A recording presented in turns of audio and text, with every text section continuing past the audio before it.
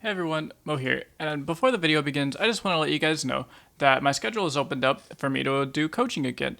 So if you're interested in private one-on-one coaching for me to help you, whether you're a newer player and you want to excel at the game very quickly and learn the fundamentals without developing any bad habits early, or if you're an experienced player who's already maybe platinum or diamond in your top 1%, but you need some help filling in the gap to get you to that 0.01% to make you just some of the best, then hit me up on Discord and I can get you in some private one-on-one coaching lessons to help you polish up any skills you want to refine and help you learn all of the secrets to becoming a top player. That's it. I hope you enjoy the video. Hey everybody, Mo here, and in this video I'm bringing you guys another episode of Deck Guides for Dummies, this time going over the new Starfish deck, or Zoe Nami deck. Some people call it Starfish, idiot people call it Spacefish, but don't call it that because that makes you look like an idiot. So, this deck is kind of one of the newer decks that's popped up with the newest expansion, with the expansion of Nami. Everybody saw Nami and knew that Nami was going to be broken. It was only a matter of time before we found out what deck Nami was broken in. And it looks like we found it. This deck feels really toxic. It is a bunch of elusive units. It is Nami giving all of your elusive units ginorm units, and you kind of just win the game. However, the play pattern isn't the most straightforward, so there is a tiny bit of a learning curve getting into the deck. But once you learn the bread and butter curves and how to actually play the early game, the mid game and the late game kind of play themselves. It's all just buffing your small units until they're not very small. So all I have to do is teach you guys how to play the early game, and you will be on your way to hitting rank 1 with a very degenerate deck. So to get there, I must explain to you, which I will do after this intro, but before we get into the video, I wanted to remind you guys that 60% of the people that watch my videos aren't actually subscribed to me, so if you guys could do me a huge favor and click the subscribe button, it helps me out so much with the YouTube algorithm, as well as it just makes me happy.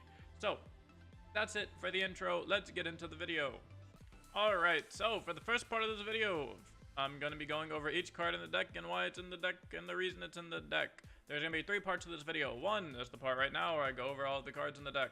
2 will be the part where I go over the curves and just the general play patterns of the deck. And this is going to be the important part because this is the part that everybody messes up on. This will take you from losing with this deck and thinking the deck is not broken to always winning with the deck and ingraining it into your little brain that this deck is broken. And 3 will be a general mulligan guide against each of the different archetypes like aggro, mid-range, and control. So, to start things off, let's go over all the cards. We'll start at the top, go to the bottom. So, Gifts from Beyond. This card is good. 1 mana spell. Originally from the Gifts from Beyond portion, and 99% of the time you're going to be using this for Crescendum. Crescendum pulls out a 2-drop. Your only 2-drop is Sparklefly. Yes, we are on the Lee Sin treatment.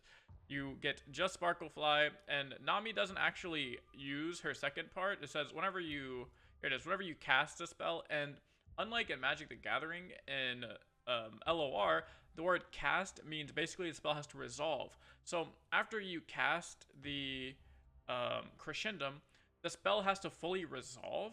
So you'll have summoned your Sparklefly, and then Nami gives +2/+1 to the weakest ally. Most of the time, it's going to be the 1 power unit you just got off of Crescendum. So you can cast Crescendum, and then now, boom, you have a 3/3 Sparklefly, because that is balanced. So, the big thing, 1 mana spell. One thing you'll notice, a lot of these spells are very cheap, or some of them are even 2-part spells, that the first part is very cheap, or maybe the second part is very cheap. Having a 1 mana spell is humongous. Being able to burst speed, a Shelly or a Nami for 1 mana is really, really big. If all you have is 2 spell mana and you're able to go like Gifts from Beyond Spell Thief or Gifts from Beyond, and then another Gifts from Beyond, just the first portions. So the first portions that cost 1 mana is really, really big. And it's really, really nice. Second card here is Spell Thief. Spell Thief is, again, because it's like a 1 mana spell, and after that you get more spells that your enemies have played. If you're in the mirror match, we'll talk about this in the future, do not cast Spell Thief first. If you cast Spell Thief before your opponent casts Spell Thief, your opponent in the mirror match will cast Spell Thief, and then a Spell Thief, and then a 3rd Spell Thief, and then a 4th Spell Thief, and they will continue to cast only Spell Thieves until you are no longer alive. So don't cast Spell Thief first. Next after that, we have Zoe. Zoe, 1 mana, 1/1 elusive, also a second win condition. Really, really nice. Having multiple win conditions in a deck that kind of coincide with each other is really good. You're going to be playing Spell Thieves, you're going to be playing a bunch of random cards here. It's really easy to level Zoe in this. Gifts from Beyond, even though it's only one card in your deck slot, it's usually 2 cards for Zoe. Spell Thief, it's only 1 card in your deck slot, 2 spells for Zoe. Line them up, same thing. Super Cool Star Chart, same thing. A lot of these, Burblefish, same thing. They're only 1 card slot, but they'll count for more than 1 card because they usually are generating you another card that you haven't seen before, or have the option of not seeing before. Guiding Touch, really cheap card. It refills itself because it draws a card, really good. Line 'em Up is 3 mana, so we'll start talking about this here when it comes into play patterns, which is why this is really important, but Line 'em Up is a 3 mana spell. It's 2 mana for the Line 'em Up part, and then 1 mana for the Knock Them Down part. Why is 3 mana important? We'll talk about it in a second. But that's why it's in here. It's 2 parts, so it's 2 spells, so it counts 2 times for Zoe, as well as 2 spells counts for things like Fleet, Admiral Shelley, as well as Nami, is really good. After that, we have Make It Rain. There's only 1 copy of Make It Rain in this list because I don't think aggro is too big right now. If aggro ever does get really, really big, you can always just add in more copies of Make It Rain, maybe like 1 less, like Hush or something like that, and just add in an extra Make It Rain. 3 Pale Cascade, cheap spell, saves your unit as well as it refills itself. It's a cantrip, it draws a card after you play it. After that, we have Sparklefly, cheap elusive, you get it off of Gifts from Beyond, so you get to tutor it out of your deck. It's really, really nice. Sunblessed Vigor, really cheap spell, keeps your Nami alive. The only thing that matters in this game is keeping your Nami alive. Sunblessed Vigor keeps your Nami alive. It makes it really hard to kill your Nami when it is a 3/6. Yes, you heard that right. 3/6. It comes down at 4 power, or 4 HP. 4 HP is already really hard to kill. Fun fact, 6 is bigger than 4. 6 HP is harder to kill than 4. So Sunblessed Vigor, insane. It's really hard to play around this card. So on top of that, like, your Nami should never die between Sunblessed Vigor and Pale Cascade. Pale Cascade making it so it doesn't die to Culling Strike, and then Sunblessed Vigor making it so it doesn't die to just any normal combat or kill spell is really, really good. Super Cool Star Chart. So there's 1 Star Chart in here, and this is kind of like meta tech. So Star Chart is one of the only ways to give yourself an edge in the mirror match. So in the mirror match, we'll talk about this later on, it really comes down to who draws more Shellies and or Namis. Most of the time it's just more Shellies. You can counteract that by playing Star Chart in your main deck, hitting an Equinox from Star Chart, and being able to just Equinox out the Shelly, and you win the game. And that's really good. And then it just comes down to maybe if they have a Nami, how do you find a way to kill the Nami, or you just have to have more active Shellies / Namis than your opponent. So that's why Star Chart is in here. On top of it's just kind of like a super flexible card. It's a cheap spell, 2 mana spell at burst speed. Most of the spells here are burst speed, so your opponent can't really interact with it. So that's really, really good. And then this can find you other really nice spells. Like it can find you, the biggest one is, I think it's called Moonsilver. It's the 0 mana spell, the 0 mana celestial spell that makes something else cheaper. So this card can be super nuts, where you go Star Chart, get 0 mana spell, 0 mana spell, use that on a 1 mana spell. Now you have 2 0 mana spells, and you just turned 2 spell mana into 3 different cast triggers, which is absolutely insane. When you have things in play like Nami or Fleet Admiral Shelley. Double Trouble, a 3 mana spell, as well as it summons 2 units. And again, with Nami, it has to let the spell resolve first. So you have to resolve the Double Trouble, and then the smallest unit from that will get buffed from Nami. Why is 3 mana important? We'll go over that in a second. Hush, just general 3 mana Hush is okay. Hush being 3 mana doesn't really matter too much. I know that might be confusing, but I'll go over it in a second. Calm down. Hush is just good because it stops opponent Namis. It can help you in the mirror match. If your opponent attacks in with like something really big, like a big Sparklefly, you can go, okay, Hush it. Now it's just a 1/2, and then block it with something big. Hush also saves you from things like Scion. A lot of the times you can block and kill a Scion and not worry about it having a rally. You can use it on any type of large unit that maybe gets Battle Furied. From mid-range, you can use it on Lee Sin. Hush is, you all know Hush. Everyone hates playing against Hush, so that's why you play it. You play it to make your opponent upset at you. Outside of that, we have Nami. I'm not going to go over Nami too much. Nami is Nami. Nami is good. Nami is broken. You level Nami on turn 4 every single time, and then a turn 4 3/4 that makes your other units gigantuous is really hard to deal with. Fleet Feather Shelley is basically playing 3 extra copies of Nami. The fact that this thing can trigger more than once a turn is not okay. I don't understand. Why does this thing trigger more than once in a turn? Every 2 spells you cast, it gives all other allies, so it doesn't buff itself, but it buffs other allies +1/+1. That's really good. It'd be okay if you could only use it once per turn. The fact that you can use it more than 1 time per turn is kind of nuts. You get to sit there and go, okay, have 1 mana spell, 1 mana spell. You just spent 2 mana to give your entire team +1/+1. And you can do it again. That's like, Bannerman is 4 mana, give your entire team +1/+1. Shelly is 4 mana because of the tunes, right? So Bannerman is a 4 mana 3/3 that gives your entire team +1/+1. Shelly is also a 4 mana because it has a tune 3/3, but it has Elusive, and then it can give your entire team +1/+1 multiple times in the same turn. And not even in the same turn, but just multiple times, period. If they don't kill Shelly, the turn it comes down or the turn after it comes down, this card can sit and play for, 2 turns, and then your opponent's usually dead after that. But after 2 turns, you can buff your whole team 2 or 3 times sometimes. So just compare Bannerman, which is a 4 mana 3/3 that buffs your entire team the turn it comes in, whereas Shelly is a 4 mana 3/3 Elusive that can buff your entire team, not even the turn it comes in, but you can play units after you play Shelly and then buff those also. You can't do that. Bannerman buffs exactly the units on board. This buffs the units on board when you cast 2 spells. So all the units that were in play before Shelly, and then the units that are in play after Shelly. It just buffs them, and this card is just nuts. This card is nuts. And then Burblefish, because you're casting a bunch of spells anyways, you might as well play your 0 mana 2/1s that give you 1 mana spells.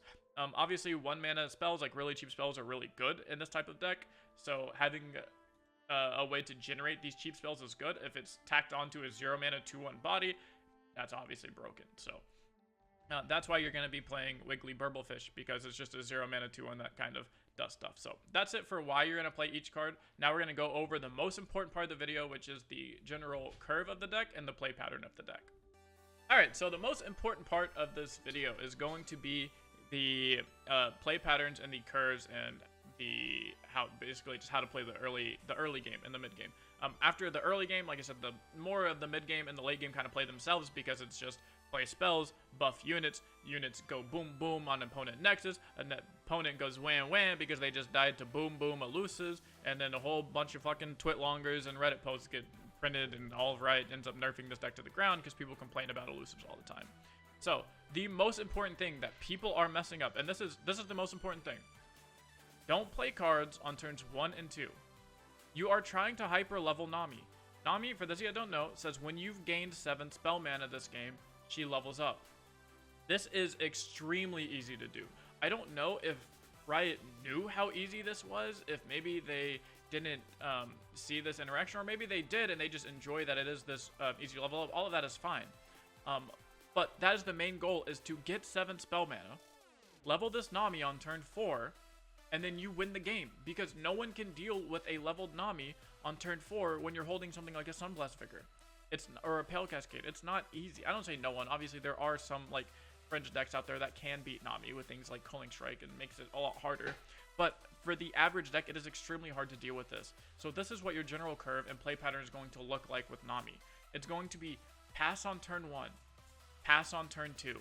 That gives you 3 spell mana. That's already almost half of your Nami level up, right? So now it's turn 3.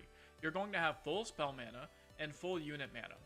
What you do here is, this is why I was telling you 3 mana spells are super, super important. Because now on your turn 3, you're going to want to use all of your spell mana, so that way you get the full 3 mana again from it being turn 3. So what that's going to look like is, on turn 3, you're going to line them up, knock them down. Boom, there's 3 spell mana. That's all of your spell mana. Now you're going to get the 3 unit mana. You're going to want to play things like Double Trouble. This is why Double Trouble is in the deck. A lot of early decks were not playing Double Trouble. Double Trouble isn't the greatest of cards, right? So it's kind of whatever. I personally don't hate Double Trouble, but a lot of people didn't play Double Trouble. They thought it was scrolling. I was playing with one of my scrim partners. I don't want to name drop Cephalopod, but so I'll just say one of my scrim partners, and they were like, Double Trouble is ass. I want to take Double Trouble out of my deck as fast as possible. And lo and behold, Double Trouble is nuts. Being able to use 3 spell mana on turn 3 consistently is nuts. This is one of the best ways to do it. It helps you with your aggro problem. Because you're passing on turns 1 and turn 2, you're more than likely going to get rammed the fuck down on turn 3. What stops that? Getting 2 blockers. On top of that, it gives you 2 units in play that you can start buffing with Nami immediately on turn 4. Because obviously if you're passing on turn 1 and turn 2, and you're just doing, like, let's say, align them up on turn 3, yeah, you're going to have a leveled Nami on 4, but then you won't have any units in play, so it feels less impactful. If you double trouble on 3, well, now you are going to have units in play for Nami on turn 4 no matter what. So even if they do find a way to immediately kill your Nami, you can usually cast 1 to 2 spells in response and still get that immediate value onto some of these units. So that's why having 3 mana worth of spells is such a huge breakpoint for this deck. Like I said, Hush doesn't really count because you're not typically hushing something on turn 3. You can, I guess, but for the most part, you aren't going to be. Other ways to get 3 mana is, as you see, we have these 1 mana spells here and a bunch of 2 mana spells. You could do something like the first part of Gifts Beyond with the Make It Rain, first part of Gifts Beyond into Guiding Touch, first part of Gifts Beyond into Super Cool Star Chart. If there's something you want to Equinox on turn 3, you could even go Star Chart into Equinox, and boom, there's your 3 spell mana. Just finding a way to spend 3 spell mana, or as close to 3 spell mana as possible, is going to be the key thing to this deck that a lot of people mess up on. They just play cards on curve all the time, never level up their Nami, and then they just miss out on this ginormous power spike on your turns 4 and turns 5. And that, if there's any one thing you take away from this video, I want it to be that the good curve, the general curve, is to go pass on 1, pass on 2, play Double Trouble on turn 3, and then on your turn 4, all you have to do is spend any amount of spell mana and then play Nami, and your Nami is leveled. Because you'll get 3 mana from turns 1 and 2. You'll get 3 mana from turn 3. That's 6 out of 7. Nami attunes. So if you can, let's say, you know, ideally you cast Gifts from Beyond, there's your 1 spell mana. All you have to do now is play Nami. She attunes the 7th spell mana. You just have to spend any amount of spell mana before playing Nami. Now you play Nami, and she's leveled, and now you just have this broken champion. It's like, the best way to describe it, and I saw someone say this on Twitter, is Nami is a pre-nerfed Ezreal. At burst speed, she is giving you 2 damage that your opponent cannot interact with, really. Because, like, just like old Ezreal, you play burst speed 1 mana spell, boom, 2 damage to the enemy nexus. With Nami, you play burst speed 1 mana spell, you're giving 2 damage to one of your elusive units. If your opponent cannot interact with elusive units, if your opponent cannot block these elusive units at all, then that's exactly what it is. It's 1 mana burst speed, deal 2 damage, which, as we saw in the past, was very problematic, to the point to where they had to literally change how Ezreal worked, because 1 mana burst speed, deal 2 damage uninteractively was a problem. So that's the best way I can compare Nami right now. And that after that, the biggest game plan is just to, after the turn 3, leveling your Nami on turn 4, the biggest thing is just play units and try and keep them alive as much as possible. From there, it's basically autopilot mode. It literally is, and no exaggeration, play elusive units and then play spells to buff elusive units. It really is that easy. Ideally, you can like keep your elusive units alive with things like Vigor and Pale Cascade, but for the most part, you just need elusive units and you need to buff them with Nami. It's really that simple. The hardest part is turns 1 through 3, and this is the part that I see a lot of people messing up, and so this is really why I wanted to make this deck guide, to help you guys, because I play against this all the time. I literally just got done with a coaching session 10 minutes ago, where we played against somebody on Zoe Nami, and they played Zoe on turn 1, play Guiding Touch on turn 2, turn 3, they played their Double Trouble on turn 3, and this guy had absolutely 0 spell mana racked up for their Nami. They literally never leveled Nami, never got the power from Nami, and we just ran away with the game. And it was really, really that simple. So after seeing that, I really, really wanted to make this deck guide for you guys, just so I could show you how the deck is supposed to be played, give you insight on why a lot of the top players and people that play this deck are telling you this deck is broken, and why a lot of people that maybe aren't playing the deck correctly or play in against players that aren't playing the deck correctly see like, oh, this isn't that big of a deal, you know, they're just playing some like really shitty elusive units. Nami is just giving them +1/+0, like, you know, that's not too crazy, right? It's like, yeah, unleveled Nami giving +1/+0 is not crazy. Leveled Nami giving +2/+1 is really crazy. The fact that she gives HP is super crazy and really, really, really good. That is really, really good. So this deck is really nuts. So that's it for the main portion of the how to play the deck. It's really just how to play turns 1 through 3 and how to level your Nami on turn 4. This last part of the video is going to just basically be over a quick mulligan guide on what you're going to want to look for against control, aggro, and mid-range. The general mulligan, I'll give you the spoiler alert, is basically the same. You're going to want to look for Nami, you're going to want to look for Double Trouble, and that's about it. Outside of Nami and Double Trouble, there's a few cards you're going to want to look for in each matchup. So against aggro decks, typically you're going to want the Make It Rains, and you might want Line 'em Up.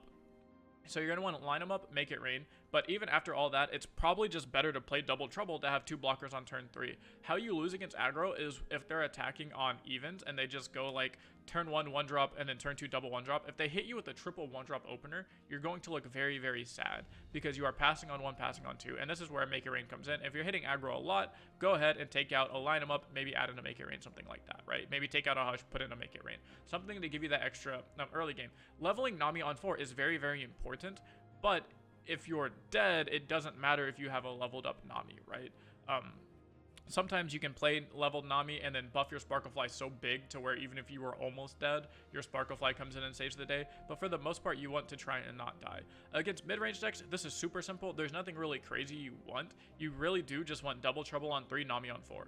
That's all you want. Those are the only 2 cards in your hand that actually matter against mid-range decks. If there are mid-range decks that play Culling Strike, then like the Draven Caitlyn, Ash Noxus, Ash Freljord, Ash Noxus is what people call it. Then Pale Cascade is really good because that stops your Nami from dying to Culling Strike. You can play Nami on 4, play like a 2-mana spell. Like let's say we want to play the second part of Gifts from Beyond. I guess that's a 3-mana spell. You can play like Crescendum into Pale Cascade, or you could play if you have a Nami, a Zoe in play or something. You're trying to buff it. Just keep Pale Cascade mana open so you don't die to Culling Strike. So any deck that plays Culling Strike, you're just gonna want Pale Cascade, keep Nami alive. If they don't play Culling Strike and you just need to keep your Nami alive through like a single combat or something or a challenger, then Sunblast Vigor is fine. These are the 2 main kill spell or 2 main save spells against your opponent's ways to kill Nami. Is Pale Cascade stops Culling Strike and Vigor stops literally everything else, and that's amazing for you. Even you have game against everything that could kill Nami. Even if they don't have Culling Strike, but they're gonna go like Mystic Flock. If they go to Mystic Shot your Nami, you can just immediately Guiding Touch your Nami to stop it from getting flocked. And you just have counterplay to literally everything. So it's really, really nuts, and those are all you really want to look at. And against control, there's nothing crazy you even want against control other than some Blessed Vigor. Most control decks don't play Culling Strike. They just play ways to kill your Nami with like Avalanche or Darkness and stuff like that. And if you just go, okay, Sunblessed Vigor, Nami, boom. Like they can't kill Nami and you run away with the game, right? So every deck, every game, you're just going to want double trouble Nami. Against aggro, you're going to want line them up, make it rain. Against mid-range, you're going to want Sunblessed Vigor or Pale Cascade, depending on how they're going to kill Nami. Against control, it's Sunblessed Vigor. So that's your Mulligan guide. This is your Zoe Nami deck guide for dummies. I hope you guys enjoy it. I hope you guys abuse this deck before it gets nerfed. This deck is insanely good. It's easily the best deck in the game. If you go into any top player stream, they will tell you the best deck in the game is Zoe Nami. The deck is absolutely nuts when played correctly. So I hope you guys enjoyed it. Make sure to check my Discord in the description below so you get notification when I go live. Whenever I'm playing games off stream with you guys, I always hang out with my people in there. Go ahead and follow me over on Twitch because I stream on there almost every single day, and sub here on YouTube because I post videos Monday through Friday. That's it for the video. I'll see you guys in the next one. Alright, so this is Go Hard. I was testing some Zoe. I was testing this deck a bit against like a Spooky Karma style deck, and it was doing okay. So I can only assume it's not like the worst. Here, I mean, we have our key cards and Nami and Shelly. I don't know if I'm supposed to use Zoe on 1 into Sunblessed Vigor. I don't think so. I think I'm supposed to just try and level my Nami so that way my stuff doesn't die to like go hards and stuff. See, like right here is where I would love to have a double trouble. But instead, we can just Crescendum here. If we do this, we gain 2, go to 5. That only takes us to 6.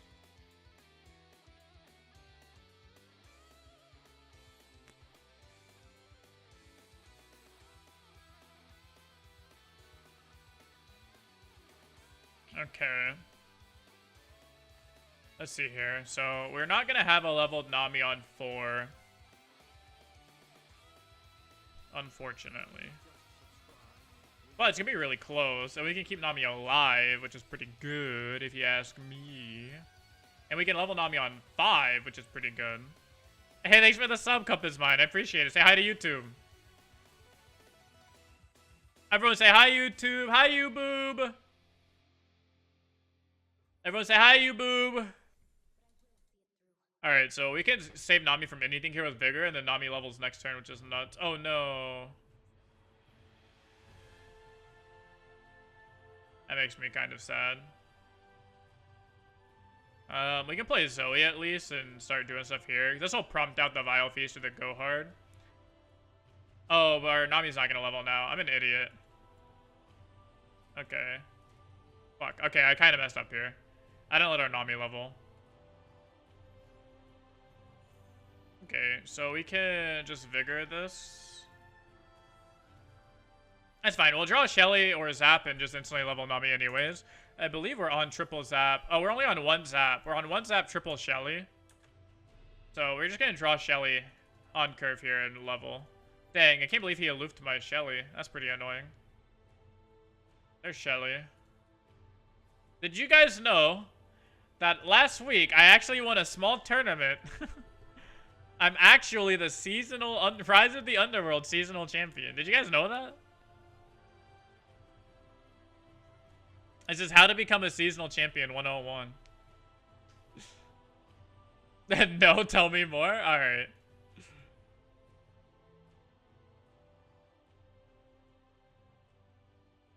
Hey, no, that's really cool, Mr. Streamer. Thanks, man. Unfortunately, I don't think he's played a 1-mana spell. If he had played a Go Hard, I could do something, but I can't actually trigger Shelly here. I'd have to hit exactly 0 mana. There we go. Thank you, Mr. Opponent. Good guy, opponent. Alright, we'll just take that if you don't mind. I'll go ahead and just do some of this. If you don't mind, that is.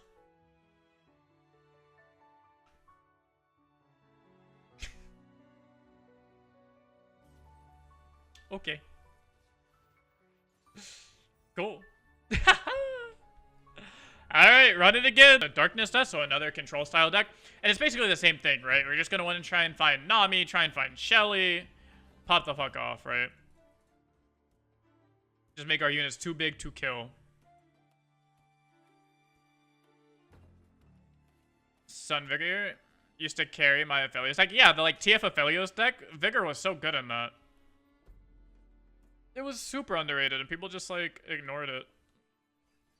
Okay, so we can go pass here, because you want to get the 3 spell mana, because that's half of your thing. Hey, thanks for the gifted sub, Slater. I appreciate it. Oh my. That's a lot of Zoe. That is a lot of Zoe. So he's going to go for Vile. We have Pale Cascade here. Keeps our Zozo alive. We can click OK. So this is, again, not a level Nami on 4 type curve, but to be fair, we also don't have a Zoe. I mean, a Nami. This is fine. We have another Zoe in our hand anyways. So we kind of just going to play this Zoe. And hit you for 1. And we're going to pass. Alright, so here, I think we're going to just try and kill this guy. So this is perfect amount of spell mana. So our Nami is going to be leveled now if we do end up drawing Nami. He doesn't have any more ways to ping this at fast speed, or he would have killed our Zoe last turn. So we're okay with all of this. So now if we draw Nami, Nami's leveled. Double Trouble is nuts, so we can do some crazy shit here. So let's start just with Shelly, I guess. And then now we can Star Chart into Spell Thief or Star Chart into Moonglow if we get that. Ooh, that's pretty nice. Hopefully it discards Hush. Of course it doesn't discard Hush. So we can just do this. We can grab a Pokestick here if we wanted to push damage. I think I am going to go ahead and use this. Moonglow is nice. When I said Moonglow earlier, I actually meant Moon Silver, but all of it's fine. We're going to grab Crescent Strike so that way he can't play Senna and then use Darkness and then attack. And we are going to use this. Just go and grab Pokestick here. This Pokestick is a very fine card.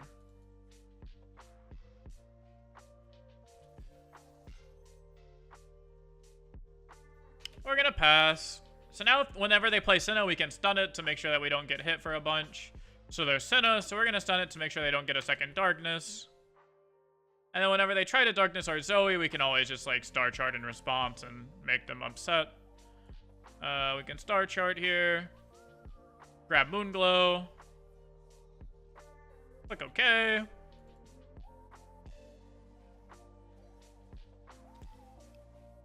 And we're gonna pass. And we're gonna be able to play Shelly, and this game should just be all but over at this point.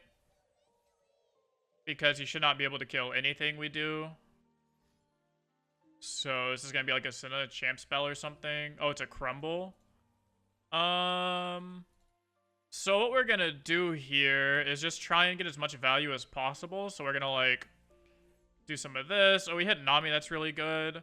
I am just gonna also Pale Cascade something here. Probably not. We can probably just shoot like the Nexus. Buff our guys up, hit him for 9 here, put him to almost lethal. Nice, so we drew our Namis, so we should be big chillin'. This deck is kind of not fair at all. This deck is just not fair. Yeah. Draw your cards. So we do that. We click OK. You want the deck code? Exclamation mark deck gives you the deck code. The deck command is actually updated for this deck specifically. So now we get to drop Nami, and then we go Nami Sparklefly. Our entire team, our Nami gets Elusive now, which is nuts. We're just gonna click OK. We're gonna play Nami. His Darkness only deals 2 damage, so it's not even like good. And draw your last pathetic card. Yeah, exactly. That's the vibes I get. Those are some real vibes I have right now. Draw your last pathetic card. That should just hit my double trouble.